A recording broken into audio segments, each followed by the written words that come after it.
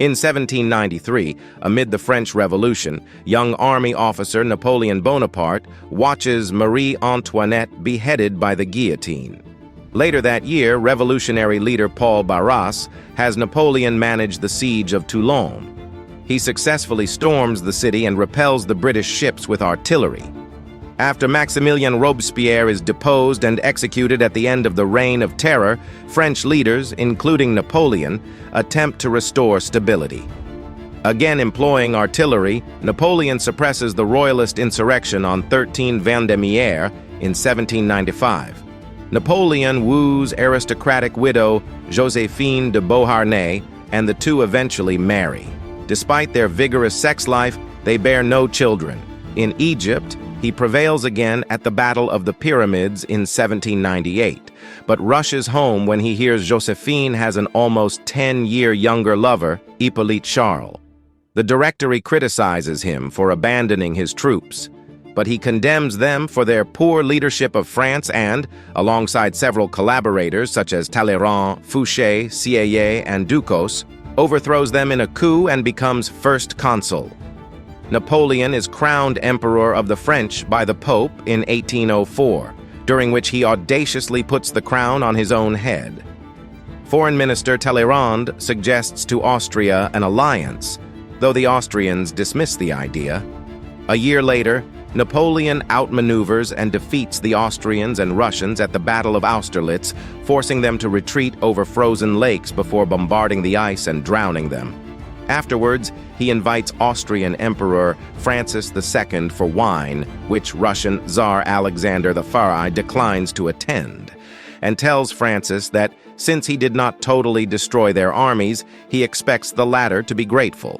Napoleon's mother has him impregnate a mistress, proving that Joséphine is infertile. He divorces her in 1810, publicly slapping her in the face when she initially refuses to read her portion of the decree, but the two remain on good terms and continue exchanging friendly letters. Napoleon marries Marie-Louise of Austria, who bears a son 1 year later. In 1812, Napoleon invades Russia after Alexander reneges on a peace treaty with France. He prevails, despite bloody guerrilla resistance by Don Cossack forces at the Battle of Borodino, but finds Moscow empty and later set aflame. Napoleon retreats during the winter to France, having lost about 500,000 men. In 1814, the coalition forced Napoleon's abdication and exile him to Elba. In 1815, upon hearing that Joséphine is unwell, Napoleon escapes the island and returns to power in France. She, having been forced into reclusion at the Château de Malmaison, dies before he arrives. King Louis XVIII sends the 5th Regiment to stop Napoleon, but he charms them into joining him. At the Battle of Waterloo in June, Napoleon, having amassed more troops, confronts the British army under the Duke of Wellington. French cavalry charges are repulsed by British infantry squares, and a desperate Napoleon urges his remaining soldiers forward, but this advance is decimated by reformed lines of enemy infantry. The forces of Prussian Marshal Blücher arrive to reinforce Wellington, and the French are broken. As Napoleon retreats, he salutes Wellington.